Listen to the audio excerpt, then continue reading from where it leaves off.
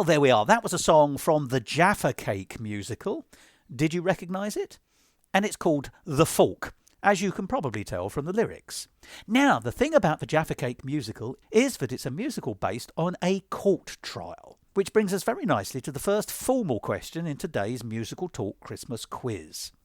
2025, this year, saw the 150th anniversary of the first significant Gilbert and Sullivan production, with Trial by Jury, which of course is all about a court case.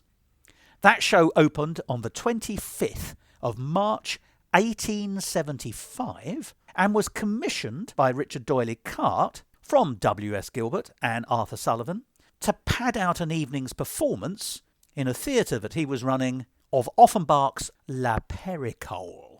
Offenbach, of course, being a hugely successful writer of operetta. Unfortunately, his show La Pericole was considered too short for Victorian theatrical tastes, so they needed another show to fill it out. Richard Doyley Cart approached Gilbert and Sullivan, who he'd been trying to get to work together again for him after seeing Thespis a few years ago, and the result, of course, was Trial by Jury. And the rest, as they say, is history. That began in earnest the proper Gilbert and Sullivan collaboration, which would go on until 1895 and live on into the 21st century. And it's amazing to think that a musical written 150 years ago is still being produced today. And here's the question. At the end of the show, the judge offers to marry the plaintiff and all is well. Everything is tidied up in a lovely topsy-turvy kind of a way, as you'd expect from W.S. Gilbert. But in what supernatural way did the original production end? And what I mean by that is, it used to end with a supernatural effect, which was then later dropped and which you never now see in modern performances. And that's the question. In what supernatural way did the original production of Trial by Jury end? Let's hear another song. Tweet, tweet, tweet, tweet, tweet, tweet, tweet, tweet, tweet, tweet, tweet, tweet, tweet, tweet, tweet, tweet, tweet. Oh, telephone bird, we really need you. Without you, we'd be so alone. It's our privilege to feed you tidbits on the telephone. Telephone bird, ah, telephone bird, ooh. Will you please connect me to Consuelo Thor? Consuelo Thor, Please this connect is me the to operator. Consuelo Oh, I am Countess Furness. Please connect me to Fruity This This is the operator. Will you please connect me to Consuelo Thor? This is the operator. Will you please connect me? What? Oh, I'm sorry, madam. Bernie Thor. This is the operator. What? Telephone bird, ah, telephone bird, ooh. Oh, telephone bird, please don't make blunders. We are dependent on your song. When we recite a string of numbers, promise you won't get them wrong. Telephone bird, Tweet, tweet, whir, whir. I want to speak to him, I want to speak to her. Will you please connect me to Mrs. Ernest Simpson? Mrs. Simpson, I have a call for you.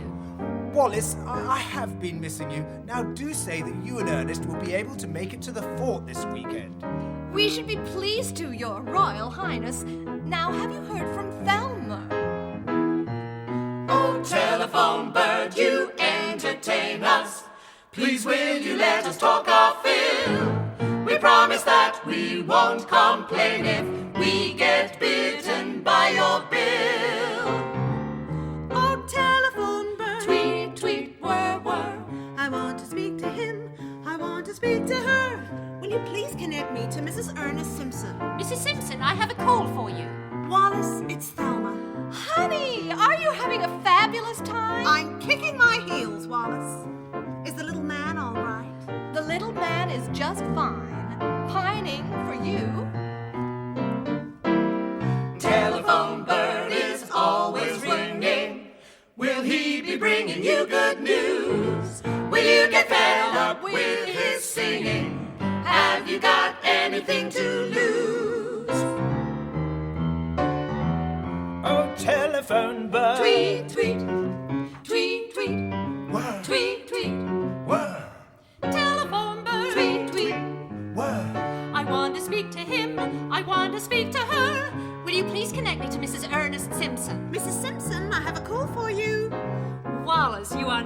in, darling. I phoned up for a natter. How are things? Well, you just wired Thelma to come home soon, Consuela. This man is exhausting. From what I hear, Thelma may not exactly be racing back. Haven't you been following the New York papers? Oh dear, what is the naughty girl up to? What not, from what I hear. Who with? Prince Ali Khan. What is she thinking of? The surname, probably. And that wonderful song was called Telephone Bird. And it came from the terrific 2024 Fringe musical Wallace. Did you recognise it? Well, on to the question, or more importantly, the answer. What was the supernatural way in which the original production of Trial by Jury ended in 1875? Well, the simplest way of answering that is to read out the original stage instructions. Judge and plaintiff dance back, hornpipe step, and get onto the bench. The bridesmaids take the 8 garlands of roses from behind the judge's desk and draw them across the floor of court so that they radiate from the desk. 2 plaster cupids in bar wigs descend from flies.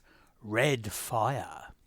And what's interesting is that this became even more elaborate from 1884 onwards. There was a revival of Trial by Jury in 1884. And that brief ending, after a play which is ostensibly entirely rational, although topsy-turvy in a logical sense from Gilbert's perspective, but certainly not supernatural in any way, ends with the entire set being transformed in the style of a Victorian pantomime, and the plaintiff climbing onto the judge's back in the style of a fairy. And you might reasonably think, well, why does Trial by Jury not now end in this way?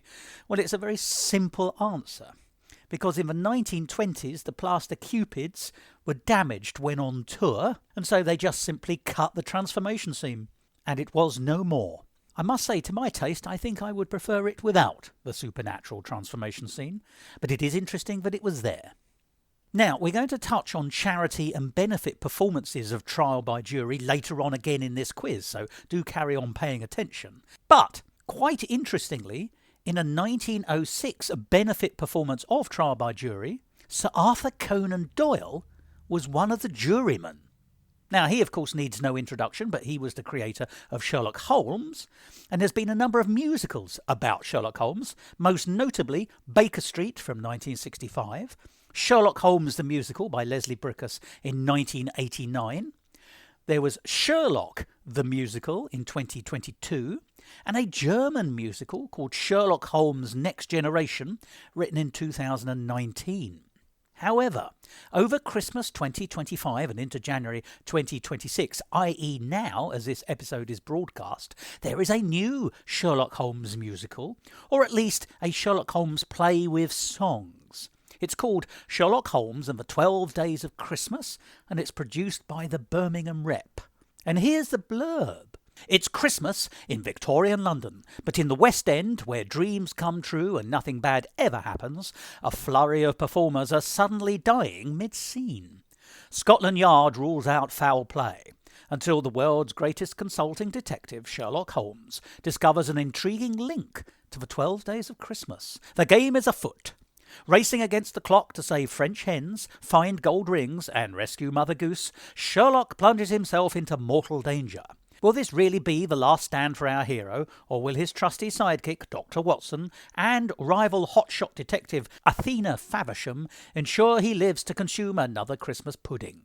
Now, the piece is written by Humphrey Ker and David Reed, who are part of the Penny Dreadfuls, who are a popular Ed Fringe comedy team. But which very famous songwriting team wrote the songs? And that's the question. Which very, very famous songwriting team wrote the new songs for Sherlock Holmes and the 12 Days of Christmas? Currently in production in Birmingham. And while you're thinking, let's have another song. A deliciously grotesque piece from the Victorian era. How fitting. I am dreadfully nervous, but I am not mad. Hearken and observe how healthily, how calmly I can tell you the whole story. When I first had the faintest of foulest of thoughts, unfeasible to say, but once lodged in the back of my restless brain, it would haunt me night and day.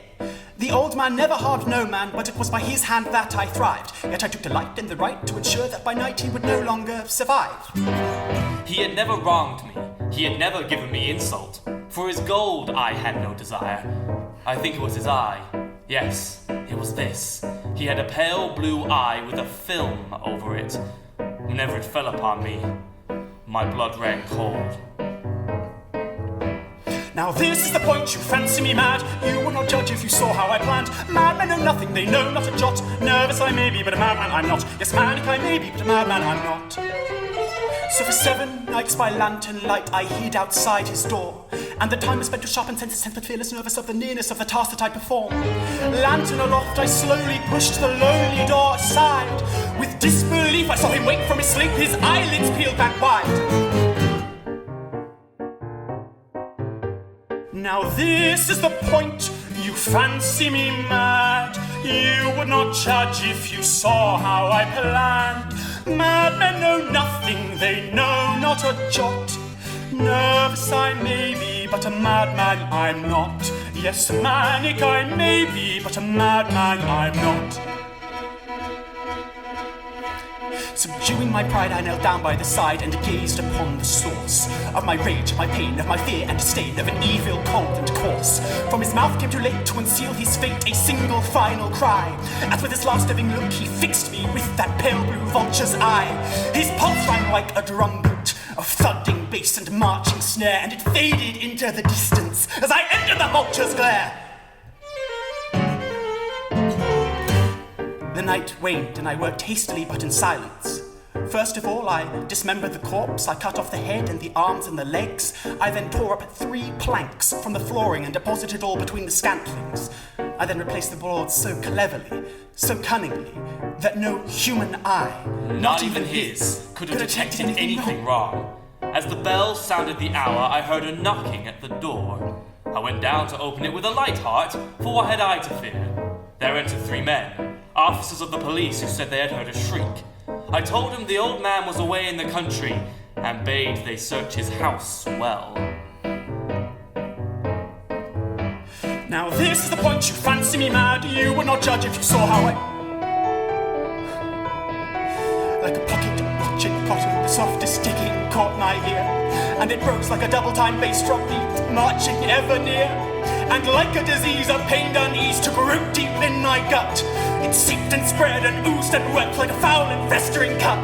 As it rose running red like cloying blood blubbing back at the back of my throat, it mixed with the deafening dead man's pulse to produce a pounding note. The chaotic chord crescendo, it was the devil's art. I fell to my knees before the police, overwhelmed by his telltale heart. A terrific song, that one. That is The Telltale Heart, condensing the story by Edgar Allan Poe, and that comes from the 2016 Edinburgh Festival Fringe marvel, The House of Edgar, with book, music and lyrics by Thomas F. Arnold, or as we know him here on Musical Talk, Tom Arnold, one of my fellow presenters. And if you've got sharp ears, but a normally shaped nose, you'll probably recognise that some of that music is what we use here to top and tail the beginning and end of our Christmas Quizmas episode of Musical Talk every year. Because somehow the festive season and ghost stories, or the macabre, or the grotesque seem to go together. And 2 other things that go together terrifically well are Tim Rice and Andrew Lloyd Webber. And that's the answer to the question. The question was, who are the very famous songwriting team who wrote the new songs for the play with music, Sherlock Holmes and the 12 Days of Christmas? Unbelievably, it's new songs by Tim Rice and Andrew Lloyd Webber. Stick together, lads, you might make something of yourselves. One of the songs is called Houses Are Not for Homes. Holmes in this case being Holmes. And several reviewers have also noted that Andrew Lloyd Webber has reused one of his famous variations for some of the music in the show. Andrew Lloyd Webber is undoubtedly one of the big names in musical theatre, and his revised version of Starlight Express, which opened in Wembley in 2024, is still going strong. You can still buy tickets for it well into 2026. But of course that version is, as I say, a revised version. It differs slightly in terms of plot and score to the original version. So let's go straight into the next question. What is the name of the new Elemental song by Andrew Lloyd Webber and Richard Stilgoe that you can see in the current production of Starlight Express? And for thinking time, here's another song. Welcome to the stage, Big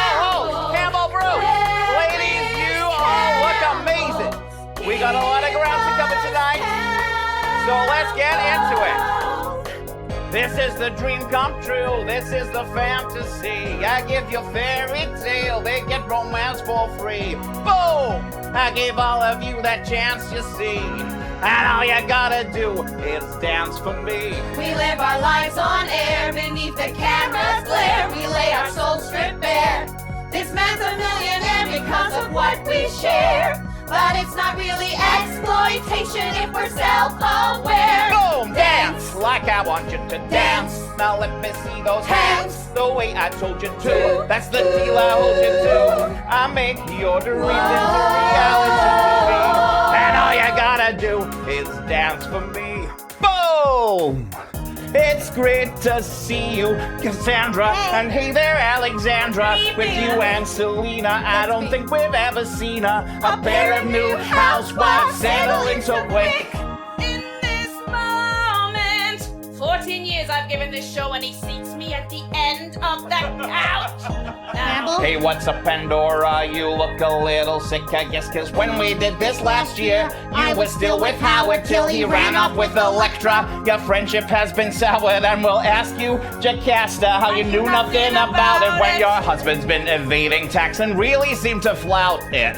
My princess, my jewel, Penelope. Hi, Campbell. I hope Ash makes this vow renewal. This is some great TV. I can't confirm anything right now, but it would mean a lot to see you practicing those vows.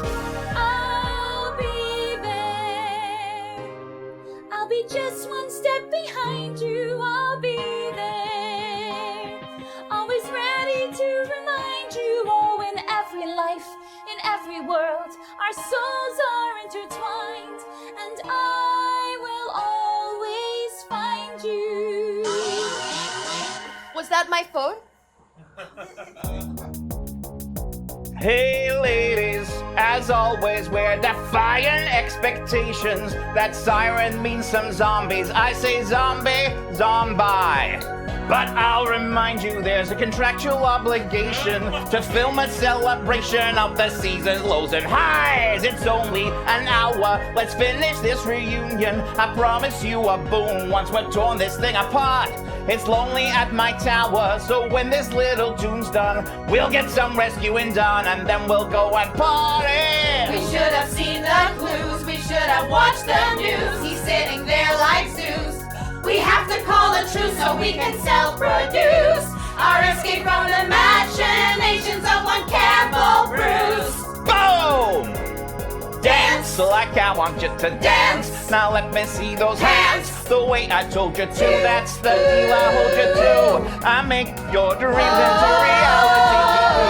And all you gotta do is dance for me. Boom!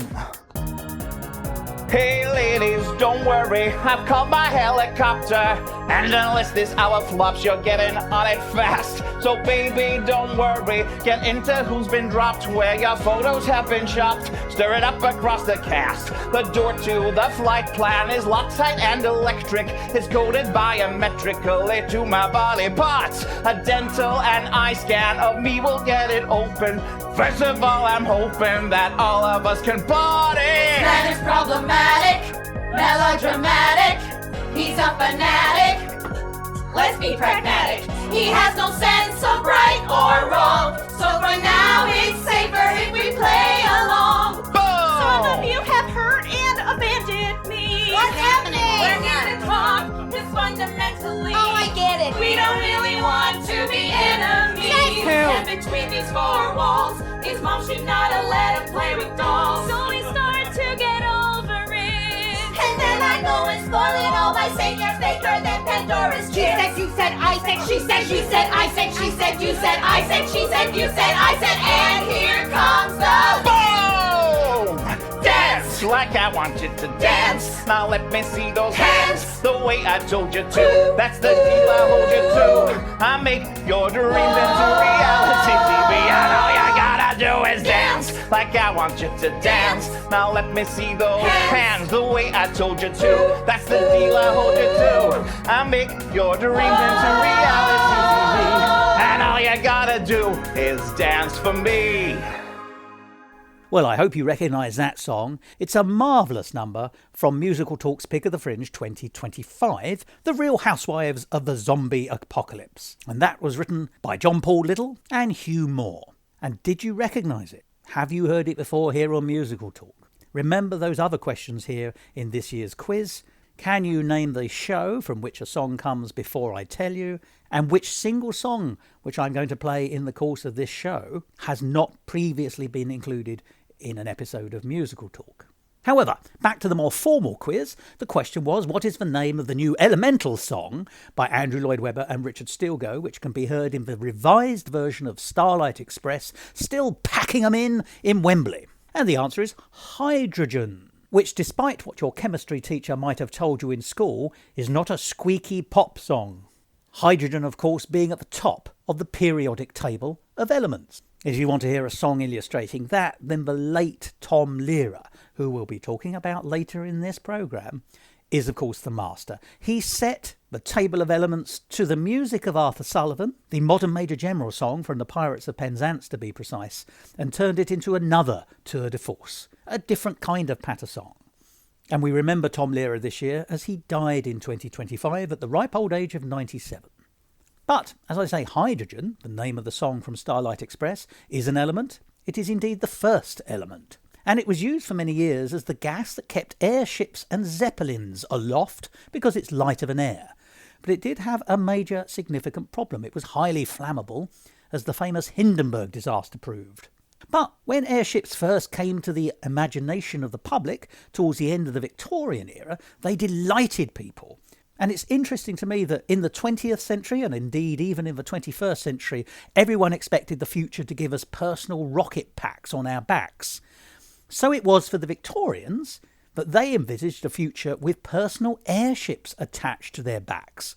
Tiny little airships lifting them off the ground. It's the same ambition, just through a different technology. I think it's absolutely fascinating that there's that parallel. And where there is public fascination, there is money to be made. One man called J.M. Gates, G-A-I-T-E-S, capitalised on this fad, this idea of personal airships, and wrote a musical called The Airship, a musical farce comedy, which opened in 1898. Now, it's not at all famous these days, but it's a real snapshot of the Victorian mentality. And here's the plot. The musical opened with an inventor flying his airship to Alaska, and once there he discovers a lake whose shores were literally coated in gold. And you have to remember that at this time the Klondike gold rush was on, so this would have been very contemporary.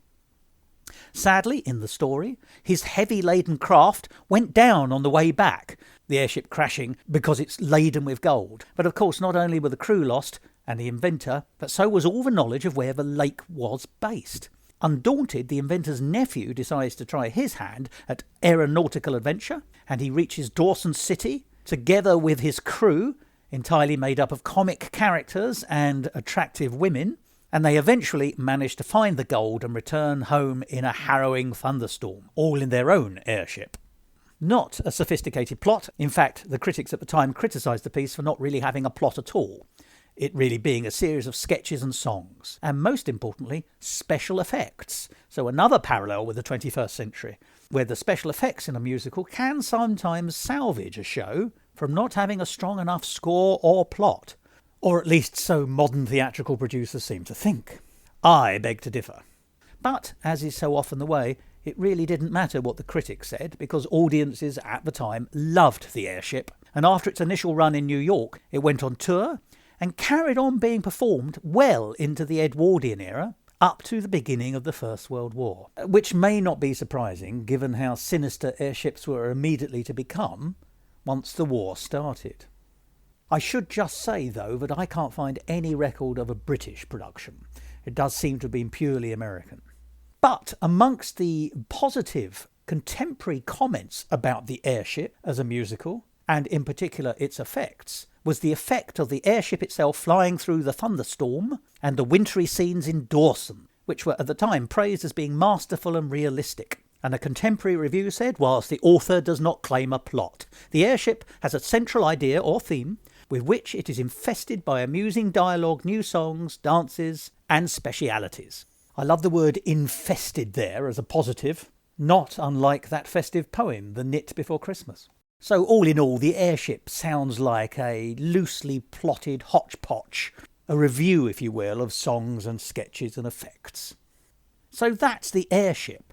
But what is the question, I hear you ask? Well, J.M. Gates, the creator of The Airship, a musical farce comedy from 1898, went on to much greater fame and importance in the 20th century when he gave which famous comedians their first Broadway musical show? And that's the question. Which comedians were given their first Broadway musical show by J.M. Gates in the 20th century? Time for a song.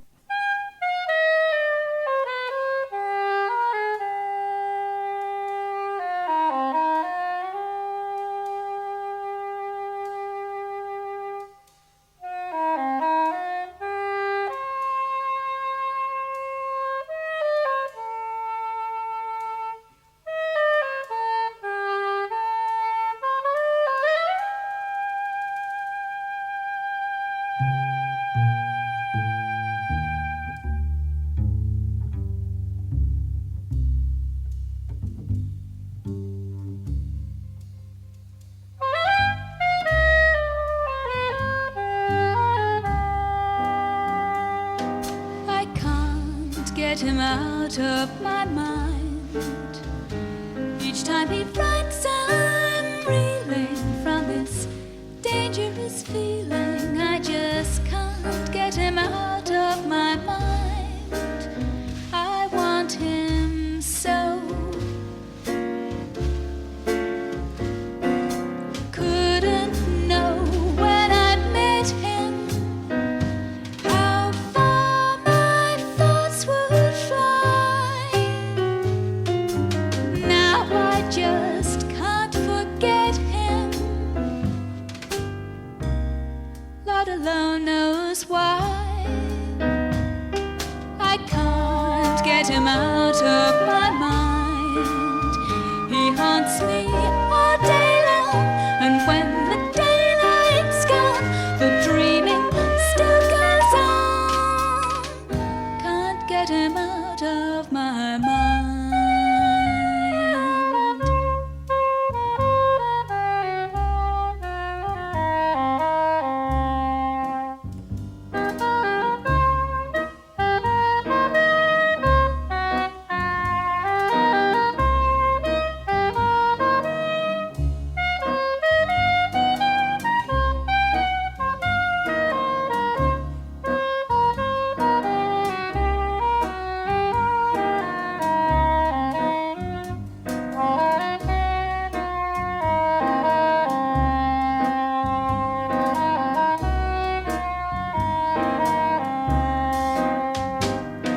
I can't get him out of my mind. In every face I see, his eyes look out at me. I just can't get him out of my mind. I long for him so. Love like a burning fever has laid my senses bare. Blind to the man I'm leaving,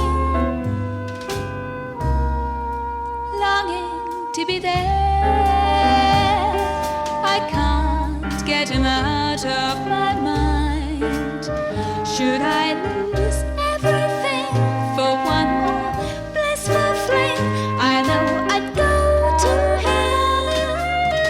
Can't get him out of my mind.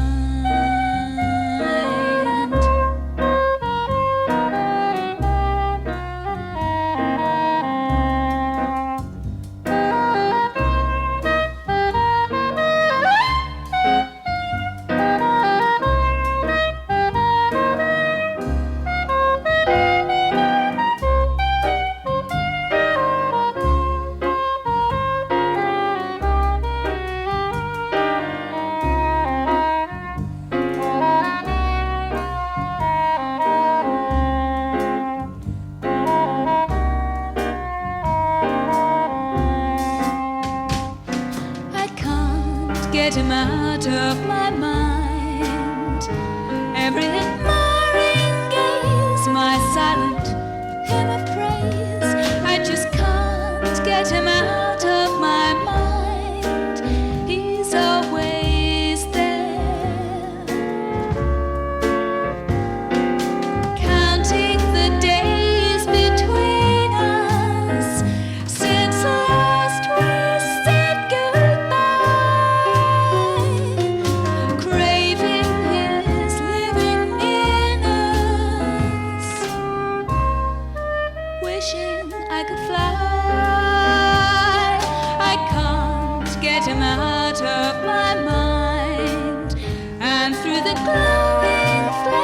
the beating in my brain. I feel alive again. Can't get him out of my mind.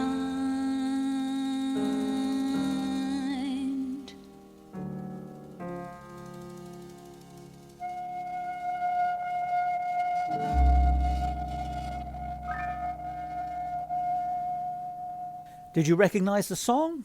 It's called I Can't Get Him Out of My Mind, and it comes from the show Two Tigers, written and performed there by the wonderful Sue Casson. And the question before that, of course, was J.M. Gates, the writer of The Airship, went on to much greater fame and importance when he gave which famous comedians their first Broadway musical show? And the answer is the Marx Brothers. J.M. Gates produced their first Broadway show, which was called I'll Say She Is. And the story of how I'll Say She Is came into being is quite interesting. It seems that J.M. Gates, Joseph Gates, was sticking to his modus operandi of putting on a show, which is basically throwing everything together in a kind of revue way, made up of bits and pieces. And in 1923, Chico Marx happened to meet him, that's Joseph M. Gates, who was still operating as an independent producer, and he was looking for talent to put in front of some of his expensive scenery left over from several flop shows that he'd already produced. He had a backer called James P. Bury, who was a millionaire from Pennsylvania, who himself had just bought the Walnut Street Theatre in Philadelphia, and who was looking for something, anything, to play there during the summer of 1923. It's a really amazing set of circumstances. So the Marx Brothers, working with Gates, put together a show which amounted to a kind of revue. It was very loosely based on an already unsuccessful musical comedy called Love for Sale, written by Will and Tom Johnston, which had originally been written for the British actress Kitty Gordon. But it had failed terribly and had been replaced by a revamped successor called Give Me a Thrill, which had also failed terribly and quickly. So the Marx Brothers and Gates came up with a new plot based on Give Me a Thrill, reusing some of the songs and the same idea, which was a millionairess looking for thrills, and then with lots of new material suitable for the Marx Brothers, and much of it written by the Marx Brothers, was added into it. So it was a real hodgepodge. The reviews at the time don't really describe it as a musical. They do accept it's a kind of musical revue, but it was an enormous success. And, as is so often the way, the Marx Brothers were invited to come up with a second Broadway show, which they did.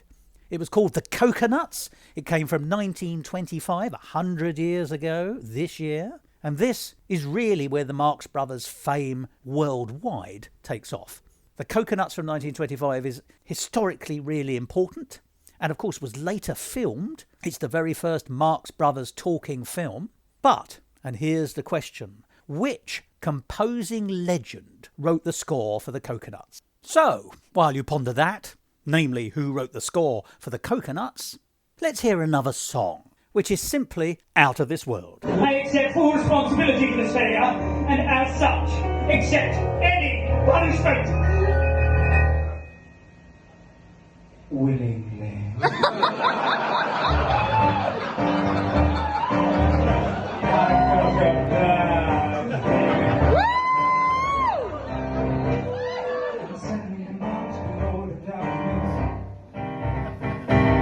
Out of line, I can make a real mess. You can cut the tension with a knife. You never know who's next to lose their life. Rest in peace, Karen. You can feel the evil when it's in the room. If you stand too close, you can feel your doom. No space to make mistakes in his eyes. No place to run and no place to hide.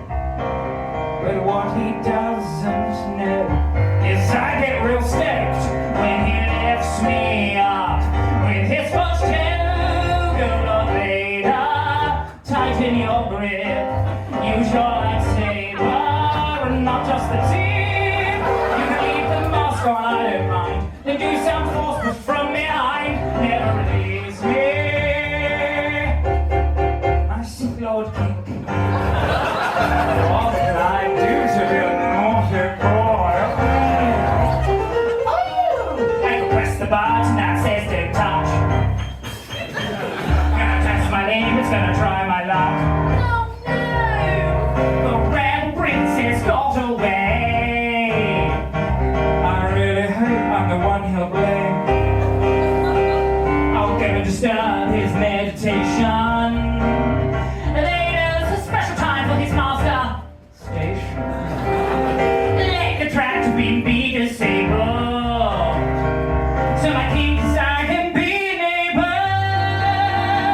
'Cause when he thinks he's being cutthroat, he doesn't know. I love Bush too, Lord Vader. I won't betray my leather daddy. Make me away. Call me a rogue or rebel scum. Use your rage, think of your mum. Be my master, my Sith Lord King.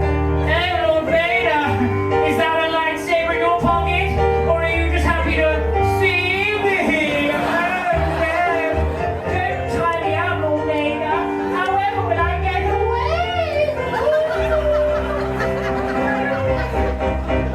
When Han Solo and Chewbacca escape, come and take me to hyperspace. Use your mechanical appendage and give it a blow. And don't forget to use Bush too. Yeah. Oh Lord Vader, tighten your grip. Use your lightsaber, and not just the tube. You can leave the mask on, I don't mind. Then do some force push from behind. Never release me. Oh Lord Vader, show me the force. The Crusader, hung like a horse. I failed you for the final time, so pin me down and say you are mine. I got no limits to go much further, so slap me good and say I am your father. Tell me you're living, that you're living. I'm not living, but what I'm living. Oh Lord Vader.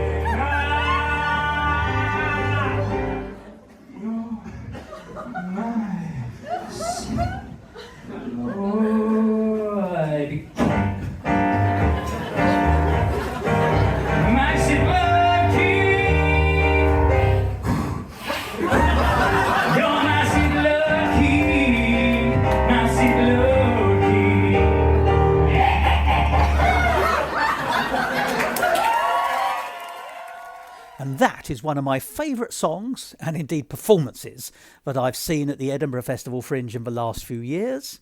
It is indeed out of this world, because it comes from the Extras Strike Back, a musical tribute to the forgotten heroes of Star Wars. A very funny review with extremely well-written songs by the London-based songwriting duo Clark and Gem. That's Glenn Clark and George Gem. Now, since we've spoken to them, they've rebranded themselves. They were originally identified as Glenn and Gem. They're now Clark and Gem, and I'll spell that for you, C-L-A-R-K-E and G-E-H-M. Clark and Gem. Go along to their website, which is called www.clarkandgem.co.uk. An amazingly talented couple of songwriters, and I do hope to hear a lot more from them in the future. Such talents. And that was George Gem in performance, by the way. I've seen him do that live on a number of occasions now, and there's a kind of pent-up energy there, which is very engaging and delicious. But back to the question. Who wrote the score for the Marx Brothers' first proper musical Broadway show, The Coconuts? Well, the writer was, of course, Irving Berlin, and it's not the first time we've mentioned him today, nor will it be the last. And it's curious because The Coconuts is famous as the only Irving Berlin musical that didn't produce a hit. And it's absolutely true. If you look at the song list, you'll think, well, I don't know most of these. The most famous song today, which you can see in the list of songs from The Coconuts, is called The Monkey Doodle Doo. And you do still hear people recording it or playing it on the radio. But it wasn't actually written for The Coconuts. It was written in 1913, 12 years earlier, for a show called All Aboard. And then when I go down the list of songs, the only other two I even faintly recognise are A Small Bungalow and They're Blaming the Charleston, neither of which are, of course, in the film. Well, I said we've already mentioned Irving Berlin, And we did at the top of the programme when I made a reference to Top Hat, which has a score by Irving Berlin, both in the original film, Top Hat, from 1935, starring Ginger Rogers and Fred Astaire, but also the stage musical, where all the songs come from the film, plus several other Irving Berlin songs have been added to it. It's currently in London at the South Bank, in the Queen Elizabeth Hall, next to the Royal Festival Hall, and it runs into the new year in a limited season. The stage version has 6 more songs by Irving Berlin than did the original film from 1935. And the original show is a British creation. It opened in 2011, but it had its very first read-through a year before, that's 2010, in which London venue associated with dance? So that's the question. Which venue associated with dance saw the original read-through of the first stage production of Top Hat by Irving Berlin, which eventually opened in London for the very first time, premiering in 2011. Let's have another song.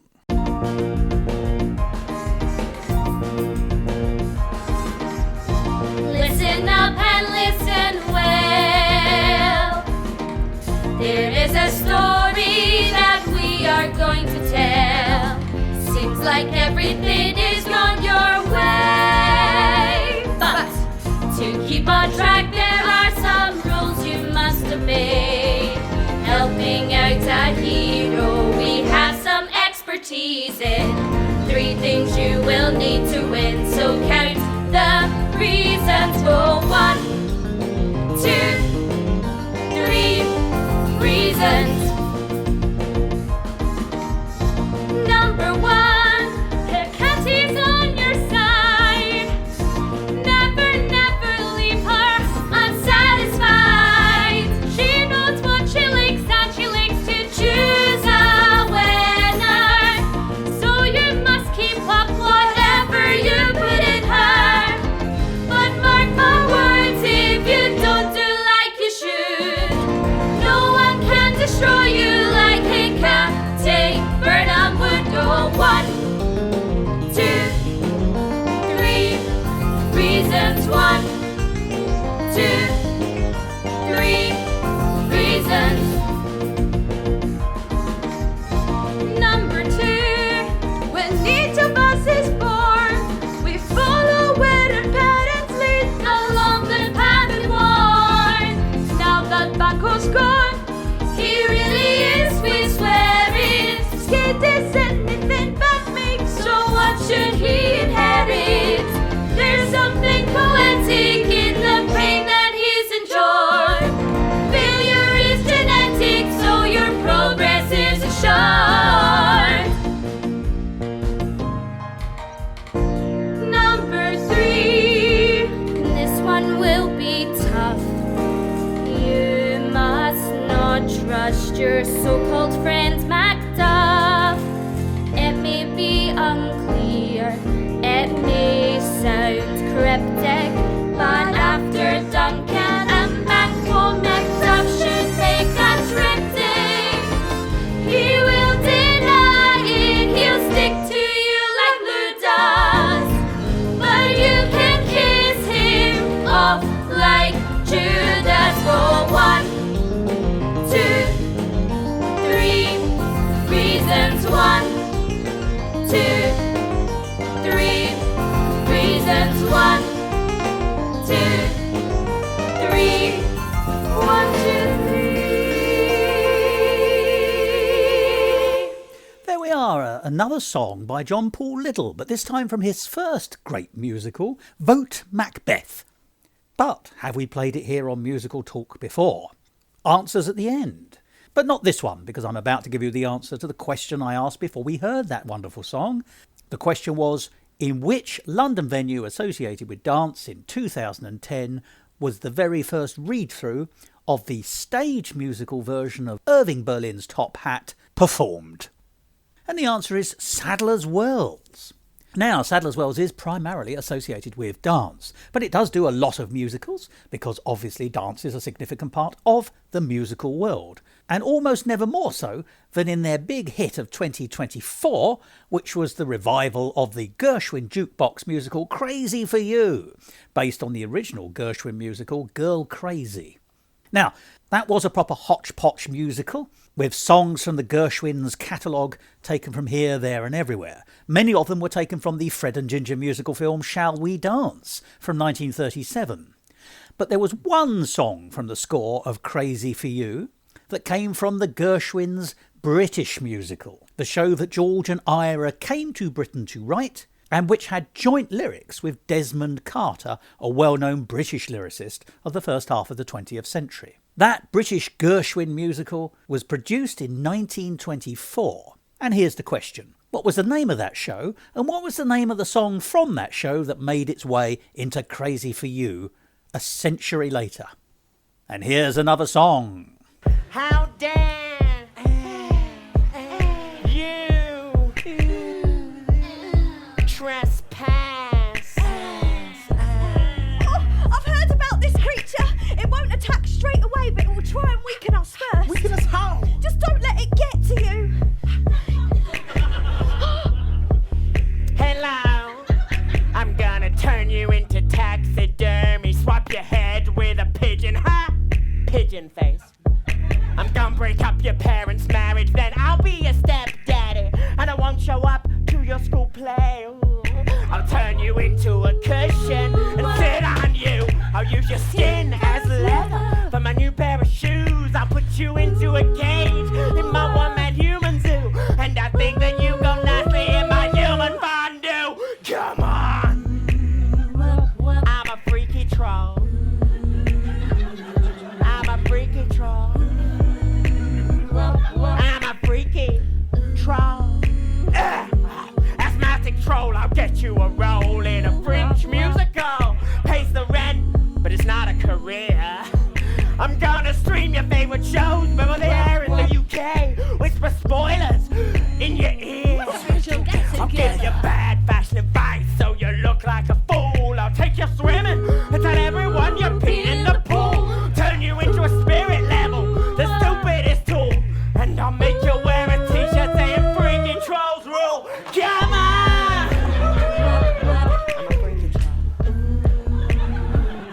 I'm a freaky troll. I'm a freaky troll. Oh, God, I need a lemon sip. No. Okay.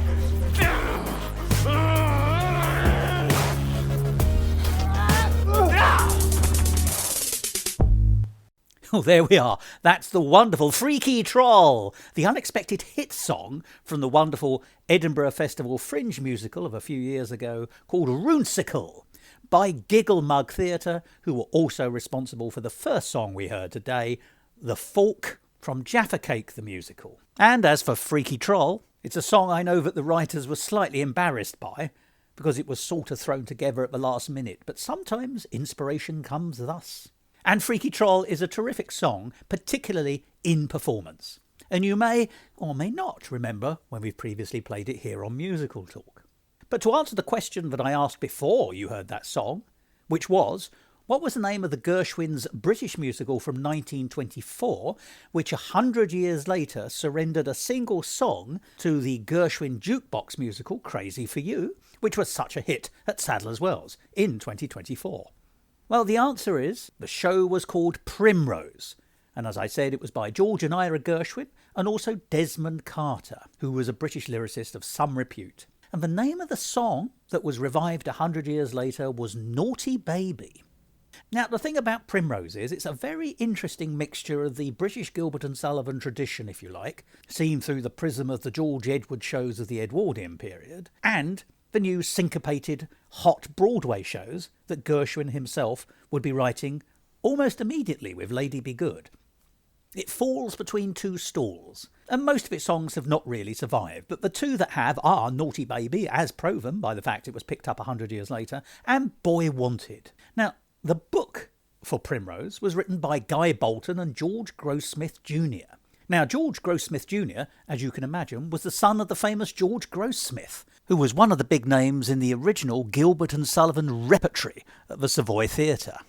He first joined the organisation proper when he became John Wellington Wells, the title character in Gilbert and Sullivan's second significant opera, The Sorcerer.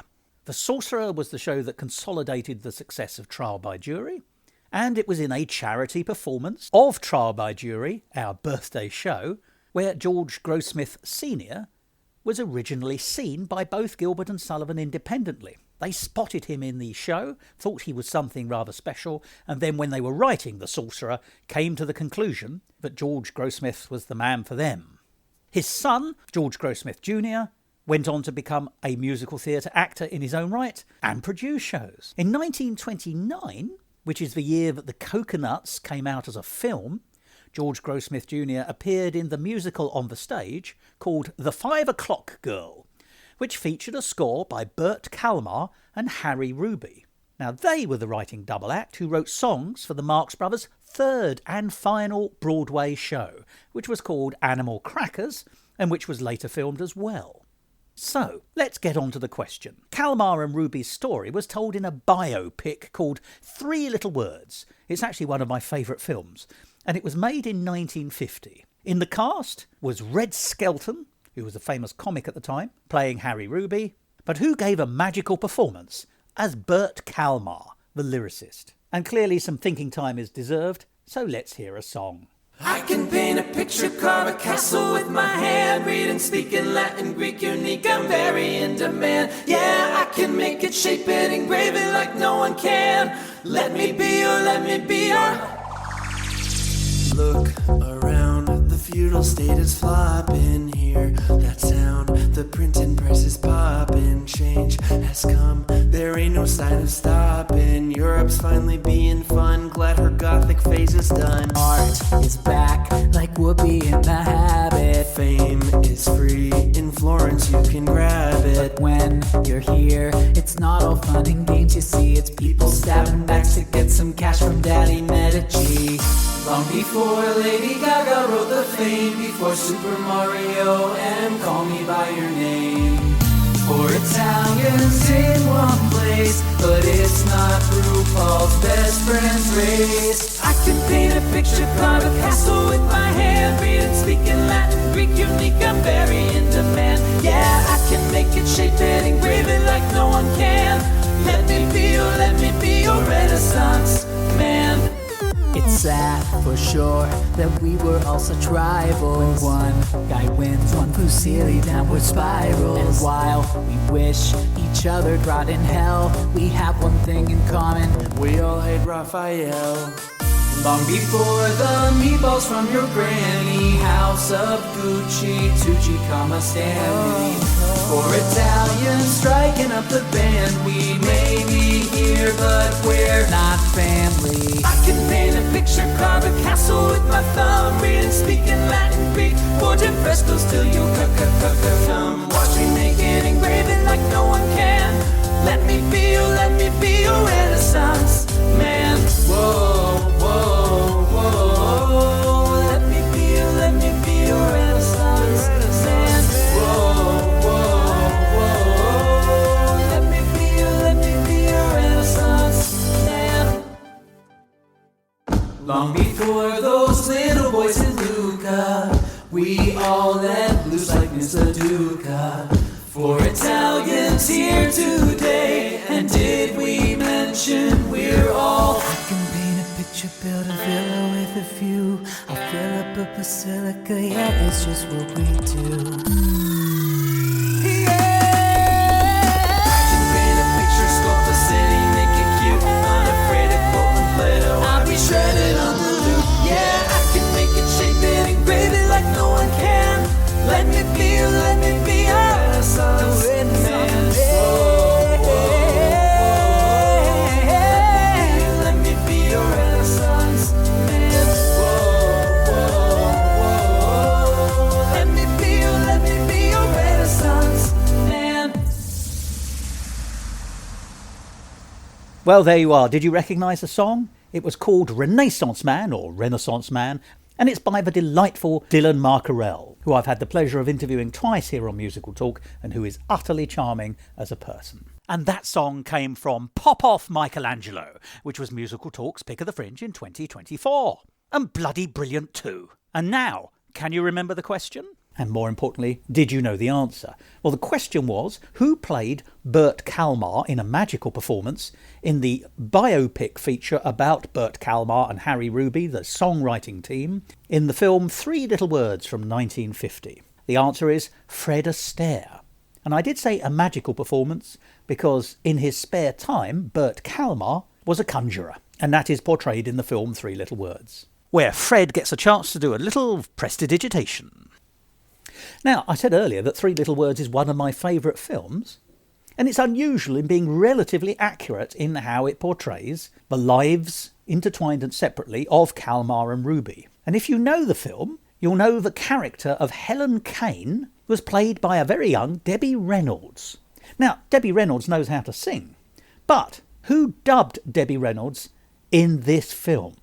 When you see the performance, that is not Debbie Reynolds singing the song herself. She's singing the very famous song, I Wanna Be Loved By You. But the question is, who dubbed her on the soundtrack of Three Little Words from 1950? And no surprises, time for another song.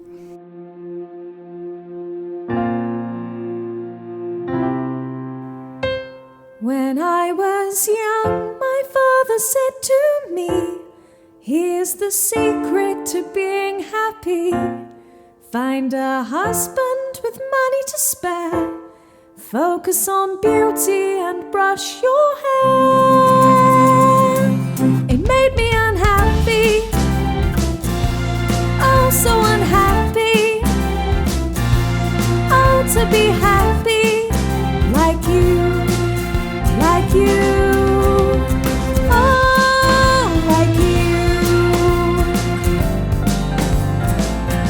So when I grew up, well, I searched for him. I tried Pete, John and Kim, but they were boring, had nothing to say. They just didn't know how to make my day. They made me unhappy, oh so unhappy. Oh, to be happy like you, like you.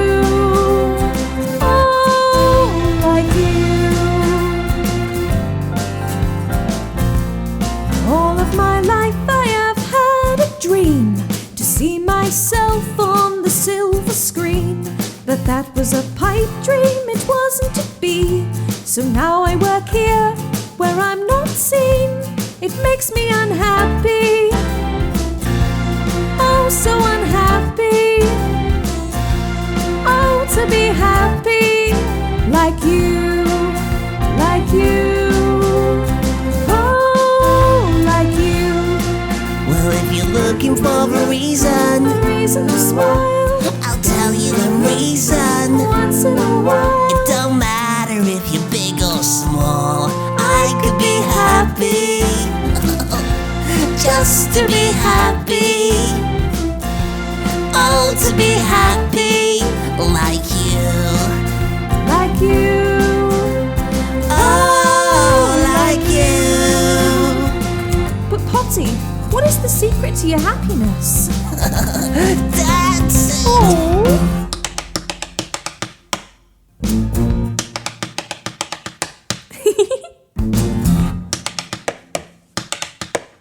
All right.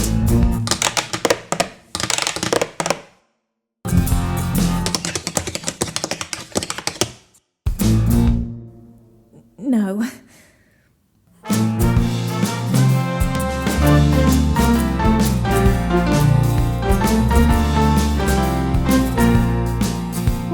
Looking to find a reason to smile. You've given me a reason once in a while. It don't matter if you're big or small. I could be happy, just to be happy. Oh, to be happy like you, like you.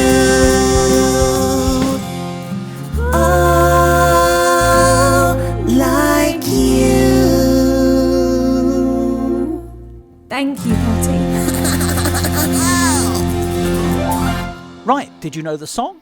And did you know the show from which it came? Well, it's from Potty the Plant, Musical Talk's Pick of the Fringe in 2023. And the song was called Unhappy.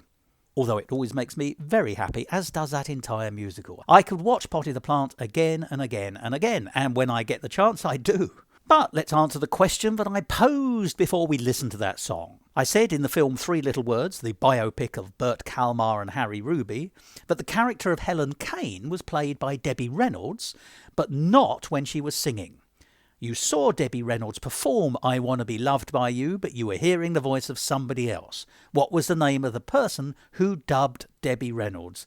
And the answer is, perhaps surprisingly, Helen Kane herself, the woman that Debbie Reynolds was playing. Now, Helen Kane is most famous as the boop-boop-a-doop girl in the 1920s. And I don't think there's any other decade but the 1920s that would have allowed someone to be dubbed the boop-boop-a-doop girl. It's so redolent of that period. And Helen Kane was the model for the cartoon character Betty Boop, although it took many years for that to be admitted by the producers of that series. Now, let's lead on to the next question. 2025 saw the revival in London of Stephen Sondheim's Road Show. Now, this show has a long and tangled history and has been called in its time Bounce, Wise Guys and Gold. Now, the show tells the story of Addison and Wilson Meisner, who both died within months of each other in 1933, and it features the Klondike Gold Rush, exactly as the airship musical farce from 1898 did. See how these things all link together? These quizzes are planned. And in another link with another part of this quiz, Irving Berlin counted Addison Meisner as a personal friend. And he, Irving Berlin, wrote a musical over the period of 1952 to 1956 about the life of Addison Meisner, and to a lesser degree of his brother, which was never produced. This musical was originally going to be called The Last Resorts, but like Stephen Sondheim's musical Roadshow, had its name changed a number of times. It was at various points called The Last Resorts, Palm Beach, The Meisner Story, and Sentimental Guy. But it also had one other name, which is actually how the show is now best known in the formal records. And here's the question. What is this singular name of this lost Irving Berlin show from the 1950s? Let's have a song to allow us all time to think about it. Mum won't let me follow my dream.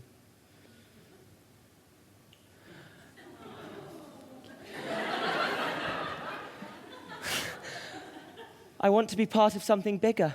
I want to invent. I'm sick of sandals.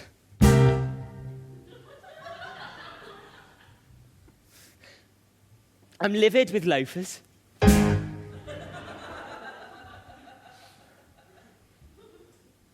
I'm flipped off with flip-flops.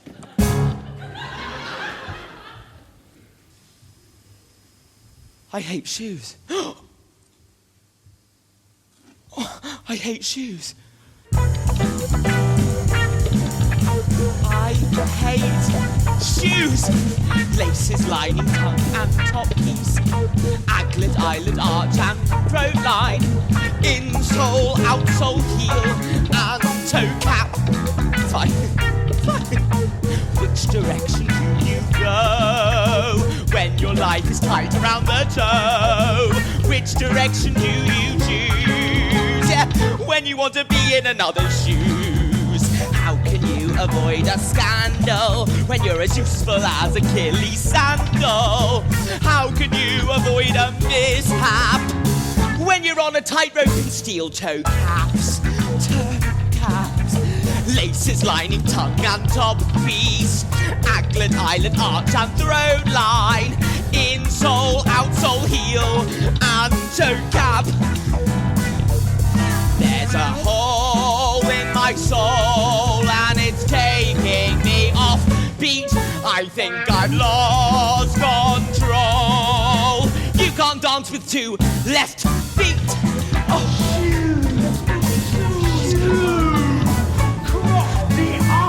What's going on in my shop? From the 90s! Laces, lining, tongue and top piece. Aglet, eyelid, arch and throat line. Insole, outsole, heel and toe. It was wasn't my intent for this desire to invent, to prevent me from my ascent, through giving 100%. I just gotta vent and lament the pent-up feeling that my life has been misspent. Save me from this torment. Ever since I was young, I was prevented from getting farther because of the absence of my father. He took his brogues when rogue won't pay the debt he owed his son. Abandoned, he did what he always planned and left us on a shoestring. But here's the thing, the only trace he left about this place was a singular shoelace. There's a hole in my soul. I think I've lost control. There's a hole in my soul and it's taking me off beat. I think I've lost control. You can't dance with, you can't dance with, you can't dance with two left feet. A terrific song from Timpson the Musical called A Hole in My Soul. I do like a punning title, and if it's backed up by a quality song, I'm even more happy, as I was in that case. It's a terrific song, a terrific performance, and it's another song from Giggle Mug. But have you heard the song before? But the question, before you heard that song, was about Irving Berlin's never-produced musical about Addison Meisner and his brother Wilson. And specifically, what was the title of that show? Well, it was called Wise Guy. Singular. Just Wise Guy. Now, as I said earlier, Stephen Sondheim also called his show about the Meisner brothers Wise Guys, plural, some years later, even though it then changed its name again several times. But it's interesting, Stephen Sondheim started working on his musical about the Meisner brothers at the same time as Irving Berlin was working on his. And both of them, independently working on musicals about the Meisner brothers, originally called their shows The Last Resorts, which was the name of a book by Cleveland Amory about beach resorts where the rich and famous lived in the 20s and 30s, which included a section on Boca Raton, the town designed by Addison Meisner, and where allegedly Irving Berlin was at least considering running a nightclub. So both shows had very similar titles. At one stage they were both called The Last Resorts, and later on one was called Wise Guy and the other one was called Wise Guys. It's an amazing coincidence, I think. Now, some of the songs from the Berlin musical have escaped, and one of the songs that he wrote for his version of the Meisner Brothers' lives, the show Wise Guy, was called Sitting in the Sun, Counting My Money, which was actually recorded by Louis Armstrong. And Irving Berlin very nearly decided to put this song into his famous film White Christmas from 1954. It wasn't in the end, and it's a great pity. But no one can argue that White Christmas doesn't have a few famous Irving Berlin standards in it. Of course, the film itself is named after the most famous Christmas song in the world, White Christmas, or I'm Dreaming of a White Christmas. And it was included, quite understandably, in the film White Christmas, which was made in 1954. But it wasn't written for that film. It was written in 1942 for the film Holiday Inn, featuring Bing Crosby and Fred Astaire. See how it all fits together? Fred Astaire, as so often, is one of the invisible links who connects so many of the musical films and shows of the first half of the 20th century. And it's appropriate that Fred is part of our 11th question, the penultimate question in this quiz. So here is the question. In the film White Christmas, you can see an uncredited George Chakiris, who would go on to win an Academy Award for the 1961 film version of West Side Story. But there's another uncredited performer who would go on to do legendary things in relation to musical television. This uncredited performer is a woman who would go on to partner Fred Astaire as his dance partner on 5 occasions on television. Who was she? And of course, it must therefore be time for a song.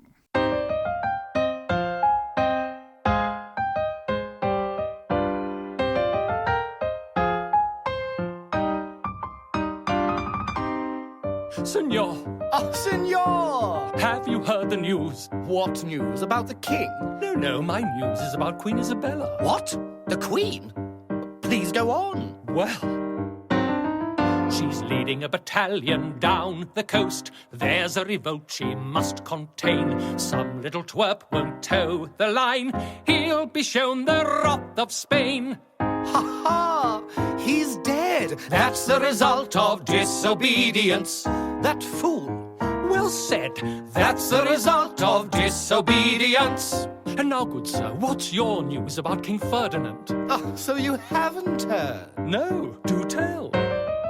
His Holy Inquisition's quite the thing. Seems the new tribunal's going well. Heretics arrested day and night. Soon they all will burn in hell. But first, the stake. That's the result of disobedience. They'll scream. They'll bake. That's the result of disobedience.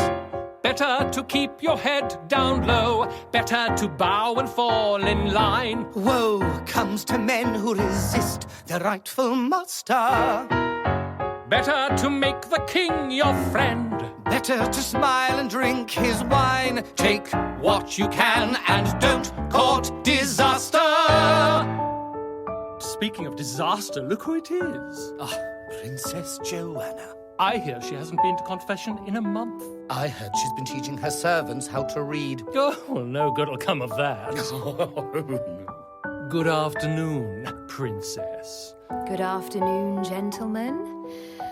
Or at least it was before they showed up. How are the wedding preparations coming along? Is everything ready for tomorrow? Ah, yes, big day for you and the Archduke, and a big night. Everything is ready. This time tomorrow I shall be married and on my way to Flanders, far away from this tedious conversation. Well. Oops, I think I might have upset them. Castile is a land of narrow-minded fools who posture and preen and blindly follow rules. I see them stare. I know they detest my disobedience, but I don't care. That's why I protest with disobedience. Oh dear. Do watch your steps, Signor. I could say the same for you, Your Highness. A princess ought to smile and be polite. Frankly, she's a real disgrace. Behaving like that with men of court, she should know her proper place. Better she learn to hold her tongue. Better stop acting like a child. That cheek of hers, she really should forget it. She ought to renounce her headstrong ways. Ought to be courteous and mild. Or, mark my words, she'll live to regret it. She'll live to regret it. A princess ought to smile and be polite. Frankly, she's a real disgrace. Behaving like that with men of court. She should know her proper place. My dear, beware. A price must be paid for disobedience. But they will see. Take care. I'm not afraid of disobedience. A price must be paid for disobedience. I'm not afraid of disobedience.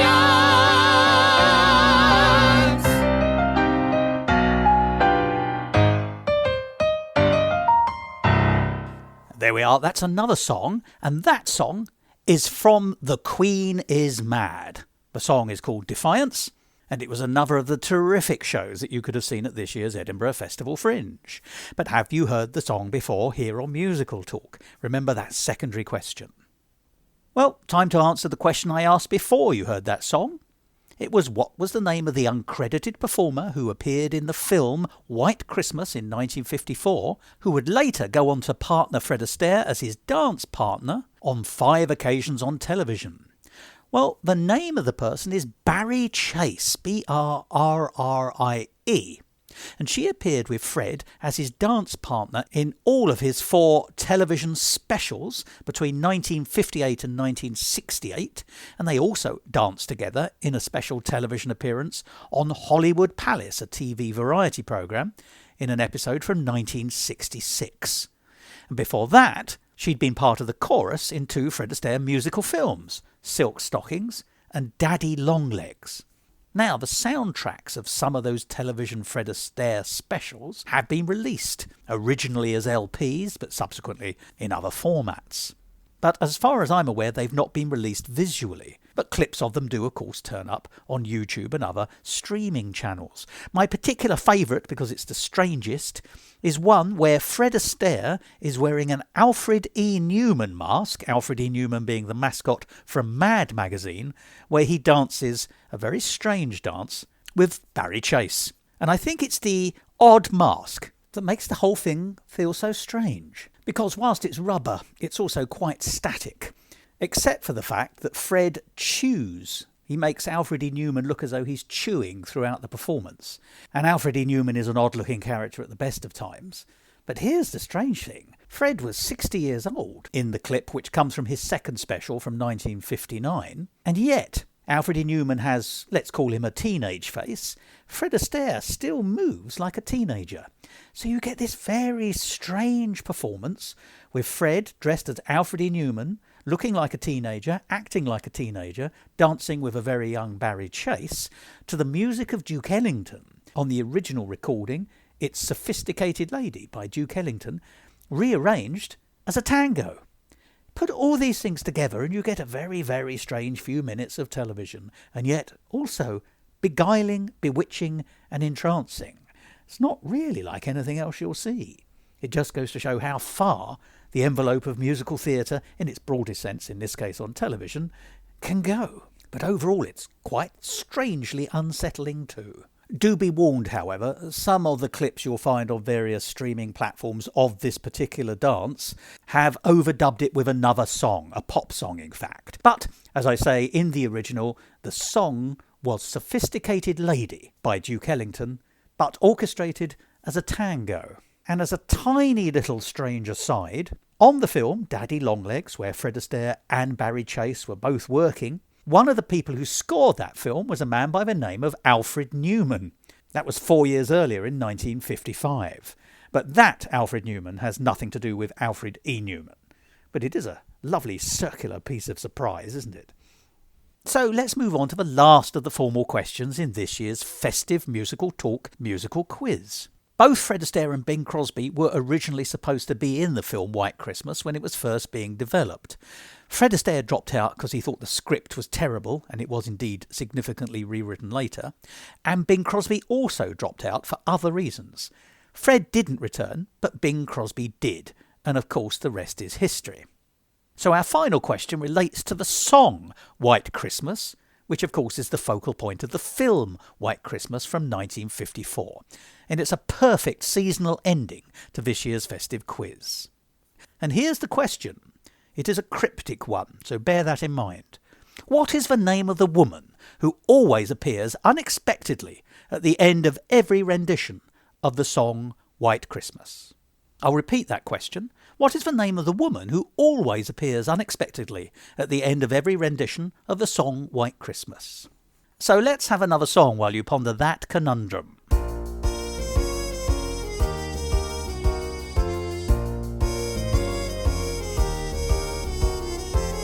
You won't be shocked that vigilance is vital, is the Ramey family creed.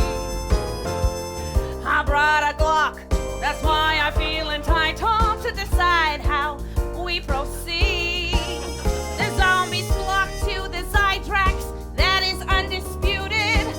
I got a box here, pure and undiluted, so if they come again, we throw a vial and watch them chase it right into the audience or wherever, just far away from me, 'cause Mama's got the brains. Mama's got the brains. Now let me tell you about this little box here. In this moment, I know she has a gun, but I do not trust the judgment of a Capricorn in burgundy polyester. I live a life that may seem ostentatious to less cultured eyes. It's lucky-eyed, a nature that is gracious in the face of jealous lies.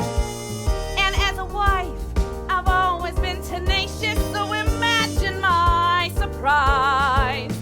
Had a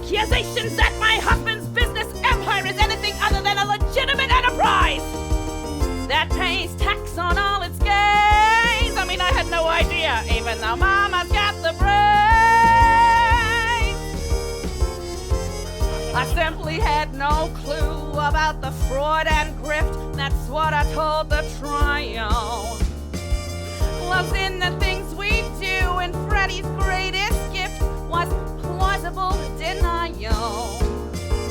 And look at me now, been a business lady doing business things.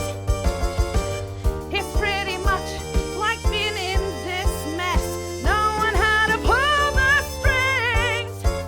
With all this drama, I'm well trained. Yeah, Mama's got the brains. Now Freddie's gone, did things he shouldn't order.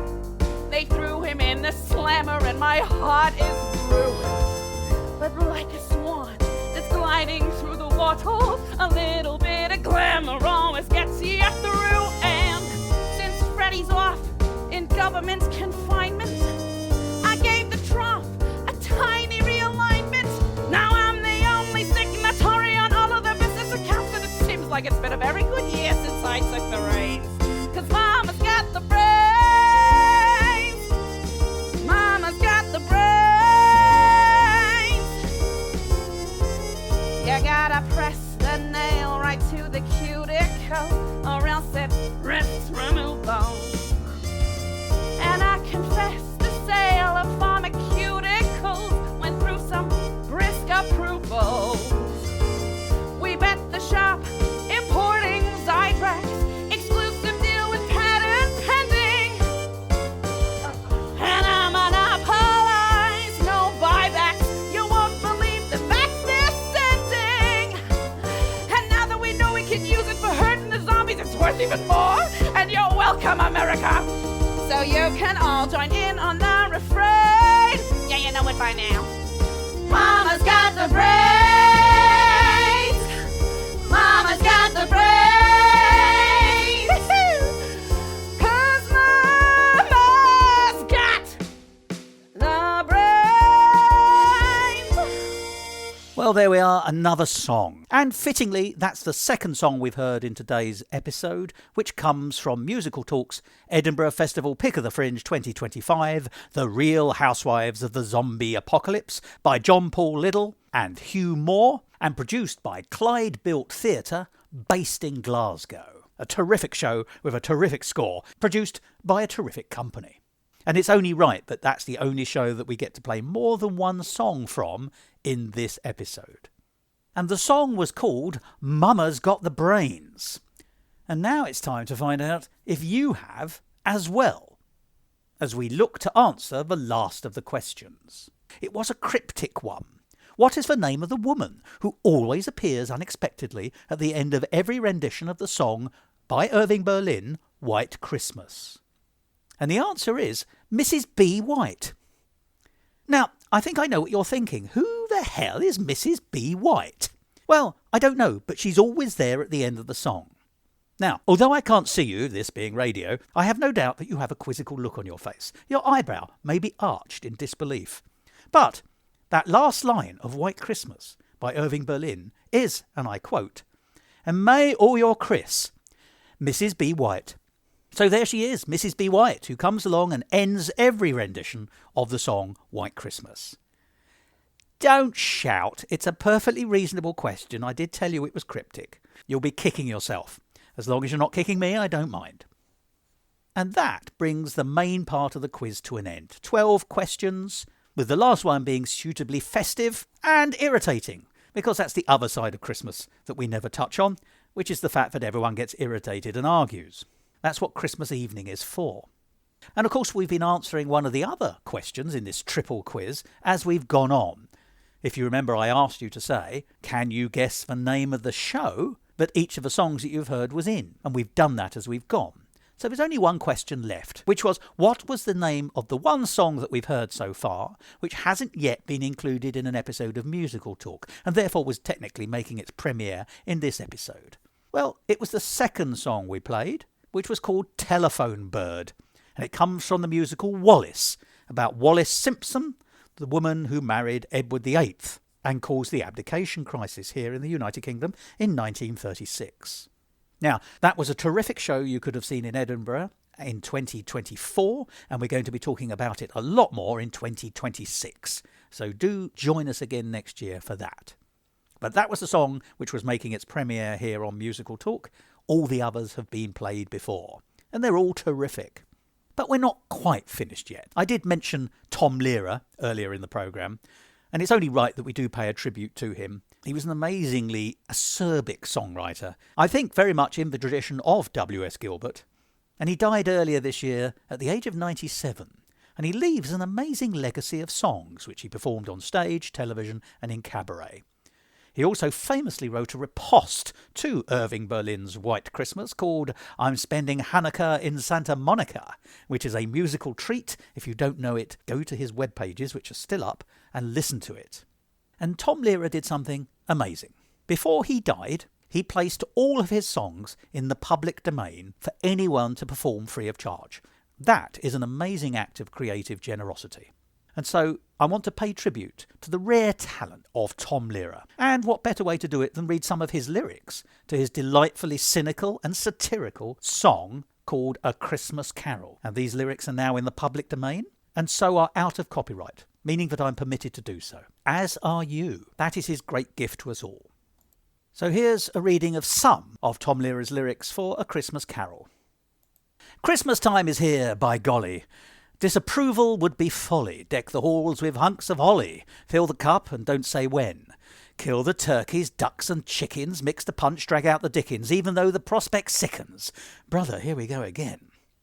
On Christmas Day you can't get sore. Your fellow man you must adore. There's time to rob him all the more the other 364. Relations, sparing no expens'll send some useless old utensil, or a matching pen and pencil. Just the thing I need. How nice. It doesn't matter how sincere it is, nor how heartfelt the spirit. Sentiment will not endear it. What's important is the price. Do have a look round Tom Lehrer's website. There's plenty more where that came from, and it's all in the public domain to perform. But because I have a neat and tidy mind, that's not the end of the programme. We're going to hear one more song before we go into the closing credits. And because of that neat and tidy mind that I have, we're going to finish in the way that we started, with a reference to Trial by Jury, celebrating its 150th birthday in 2025. It's where we came in. So let's hear a song recorded during the acoustic age of song recording, of the Judge's song from Trial by Jury by Gilbert and Sullivan, recorded in 1911 by the British singer Montague Borwell. And there just simply aren't enough singers called Montague left, I think. It may be an old recording, but the song is terrific. And, as we've observed, it has staying power to the tune of a century and a half. But, of course, before you fill your boots, and indeed your ears with that, may I just say on behalf of everyone at Musical Talk, we'd like to wish you a Merry Christmas and a terrific New Year. Join us in 2026 or whenever, when Musical Talk will carry on broadcasting about all and everything in the world of musical theatre. And not only that, it's our 20th birthday in 2026, so you'll be hearing a lot more about that. This is Musical Talk. I've been Thos Ribbits. Pip pip and a Merry Christmas.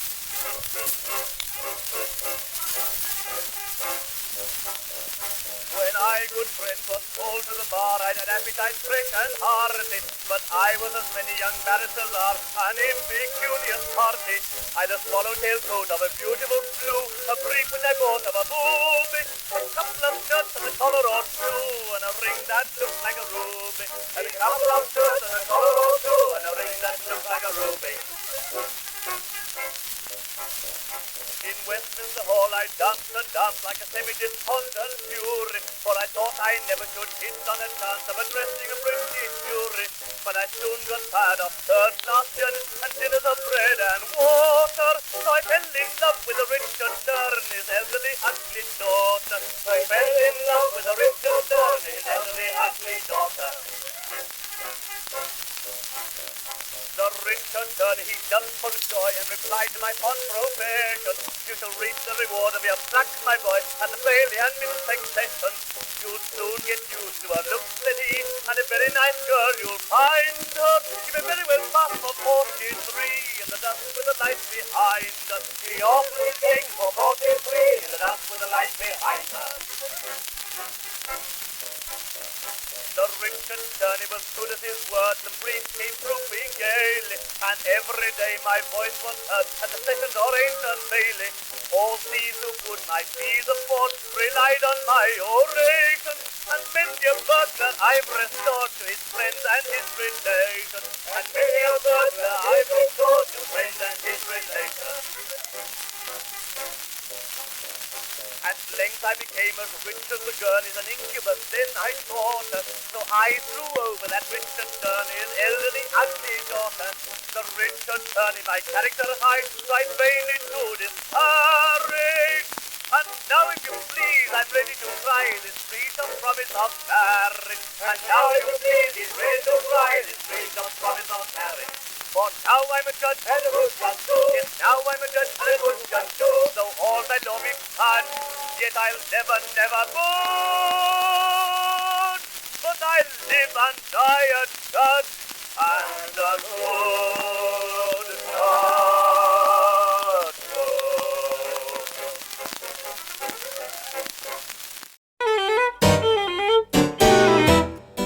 This episode of Musical Talk edited and presented by Thos Ribbits. Copyright Musical Talk 2025, except for the songs where the copyright remains with the original creators.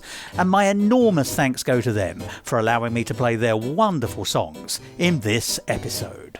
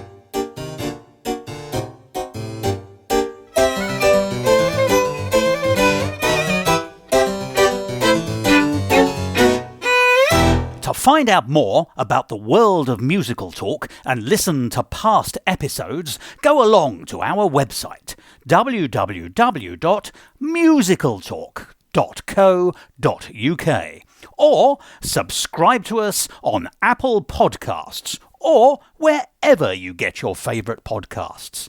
And follow us on all the usual social media networks. Boop boop a doop.